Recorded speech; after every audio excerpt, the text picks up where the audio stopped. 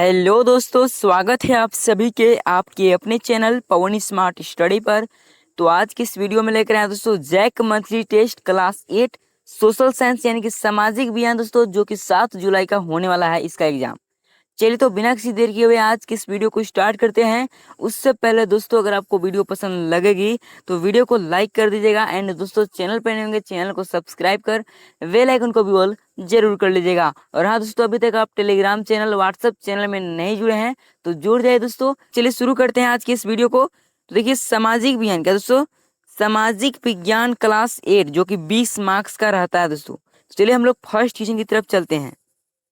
तो ये रहा दोस्तों आपका फर्स्ट क्वेश्चन, क्या है देख लीजिए। संविधान का 42वां संशोधन कब हुआ? तो कब हुआ दोस्तों? तो 1976 में, ऑप्शन नंबर ग हो जाएगा, ठीक है ना। अगला है देख लीजिए, क्या है दोस्तों। भारत की प्रथम महिला प्रधानमंत्री थी श्रीमती इंदिरा गांधी, सरोजिनी नायडू, कस्तूरबा गांधी की प्रतिभा पाटिल। तो प्रथम महिला प्रधानमंत्री जो है श्रीमती इंदिरा गांधी थी दोस्तों, ऑप्शन नंबर क हो जाएगा, ठीक है। अगला क्वेश्चन देख लीजिए, थर्ड नंबर क्या है। स्वतंत्रता दिवस के अवसर पर लाल किले पर झंडा कौन फहराते हैं? राष्ट्रपति, प्रधानमंत्री, वित्त मंत्री, शिक्षा मंत्री। तो इसका राइट आंसर हो जाएगा दोस्तों प्रधानमंत्री, ठीक है, ऑप्शन नंबर ख हो जाएगा। अगला देख लीजिए, 4 नंबर क्या है दोस्तों कि भारत एक संप्रभु राष्ट्र कब बना दोस्तों? तो 1950 में। कब दोस्तों? 1950 में, ऑप्शन नंबर क हो जाएगा, ठीक है दोस्तों। 5 नंबर क्वेश्चन देख लीजिए, क्या है। स्वतंत्रता दिवस के अवसर पर, ठीक है, हमारे देश के प्रधानमंत्री द्वारा झंडा कहाँ फहराया जाता है? कुतुब मीनार, लाल किला, संसद भवन, इनमें से कोई नहीं। तो लाल किला पर दोस्तों, ठीक है, लाल किला पर, ऑप्शन नंबर ख हो जाएगा। तो ये था दोस्तों आपका पॉलिटिकल साइंस से, ठीक है ना। अब देखेंगे दोस्तों हम लोग हिस्ट्री से क्वेश्चन। तो ये देख लीजिए दोस्तों आपका हिस्ट्री का है, ठीक है ना, इससे भी आप लोग क्वेश्चन आएगा। प्लासी का युद्ध कब हुआ था? तो 1757 ईस्वी में, सीधी सी बात, ऑप्शन नंबर क हो जाएगा। सेकेंड है दोस्तों कि 1765 ईस्वी से पहले कंपनी भारतीय सामान को खरीदने के लिए लंदन से क्या मांगते थे? तांबा, सोना और चांदी, पैसा, लोहा। तो देखिए दोस्तों सोना और चांदी, क्या दोस्तों सोना और चांदी, ऑप्शन नंबर ख हो जाएगा, ठीक है दोस्तों। आगे बढ़ते हैं दोस्तों क्वेश्चन नंबर 3 की तरफ। देख लीजिए, grand old man of India किसे कहा जाता है और किसे माना जाता है? तो दादा भाई नौरोजी दोस्तों, ऑप्शन नंबर ग हो जाएगा, ठीक है। और देख लीजिए दोस्तों जियोग्राफी से भी आएगा आप लोगों का। देख लीजिए क्या है कि निम्न में से कौन वनों के विनाश का कारण नहीं है? तो वनोन्मूलन, वर्षा की मृदा अपरदन की दावानल। तो इसका राइट आंसर हो जाएगा दोस्तों, क्या हो जाएगा? वर्षा हो जाएगा दोस्तों, बारिश। ये कारण नहीं है दोस्तों वनों का विनाश का, ठीक है। अगला देख लीजिए 20 नंबर क्वेश्चन, क्या है कि झारखंड का एकमात्र राष्ट्रीय उद्यान बेतला नेशनल पार्क किस जिला में स्थित है? गुमला में है, पलामू में है, कि लोहरदगा में है, कि लातेहार में है? तो इसका राइट आंसर हो जाएगा दोस्तों, क्या हो जाएगा?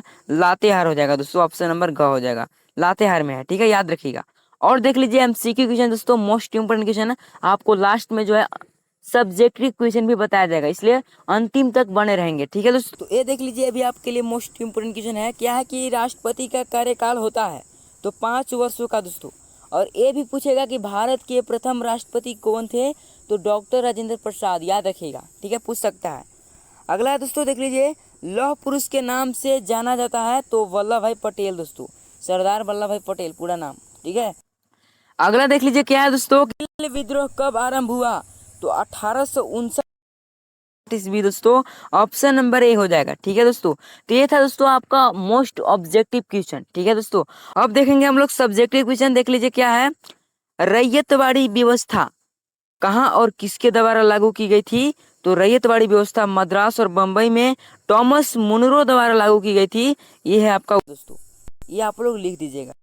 अगला क्वेश्चन देख लीजिए 7 नंबर, निज खेती व्यवस्था के तहत नील की खेती कैसी होती थी? तो उत्तर देख लीजिए, निज खेती व्यवस्था के तहत निज बागान मालिक अपनी जमीन पर नील का उत्पादन कराते थे। जमीन कम पड़ने पर वे दूसरे जमींदारों से जमीन भाड़े पर लेकर उनमें नील की खेती मजदूरों द्वारा कराते थे, ठीक है दोस्तों। अगला क्वेश्चन देख लीजिए, नील विद्रोह का वर्णन करें, ठीक है दोस्तों, नील विद्रोह का वर्णन करना है। एवं जमींदारों के खिलाफ कई विद्रोह किए, इनमें नील विद्रोह पहला किसान विद्रोह था। यह आंदोलन जो है ना बंगाल में नदिया जिले के गोविंदपुर गांव से शुरू हुआ था। यह आंदोलन पूरी तरह से अहिंसक था तथा इसमें हिंदू एवं मुसलमानों दोनों ने बराबर का हिस्सा लिया।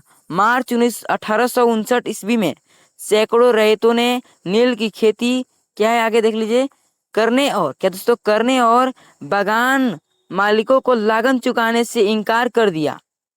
नील की फैक्ट्रियों को निशाना बनाया गया। बागान मालिकों के लिए काम करने वालों का सामाजिक बहिष्कार किया गया। लगान वसूल करने वाले गुमास्ता की पिटाई की गई। कई जमींदारों ने भी इस आंदोलन में रैयतों का साथ दिया। वे किसानों को एकजुट करने के लिए गांव-गांव घूमे। 1860 ईस्वी की शुरुआत तक यह आंदोलन बंगाल के उन जिलों तक फैल गया क्या जहां नील की खेती होती थी। विद्रोह के फैलाव में बुद्धिजीवी वर्ग क्या ने भी अपनी भूमिका निभाई। उन्होंने रैयतों की दुर्दशा और बागान मालिकों के अत्याचार पर प्रकाश डाला। ठीक है दोस्तों, क्वेश्चन की तरफ चलते हैं। देख लीजिए बार विद्रोह होने का क्या कारण था। 1857 में हजारीबाग तथा रांची में हुए विद्रोह की खबर से पलामू में भी प्रतिक्रिया हुए। फलस्वरूप खरवार तथा भोक्ताओं ने भी क्या है भी विद्रोह में शामिल होने का निर्णय लिया। नीलांबर और पीतांबर ने अंग्रेजों से बदला लेने के लिए शाहपुर थाना पर आक्रमण किया क्योंकि अंग्रेजों ने उनके पिता की हत्या की थी। उन्होंने अंग्रेजों के दमनकारी नीति का विरोध करते हुए लोगों को इकट्ठा कर विद्रोह किया। ठीक है दोस्तों, यही कारण था। अगला देख लीजिए झूम खेती का क्या महत्व था। तो उत्तर देख लीजिए दोस्तों, झूम खेती को घुमंतू खेती भी कहा जाता है। इस तरह की खेती एक जगह से दूसरे जगहों पर घूम घूम कर कर की जाती है दोस्तों। ठीक है ना।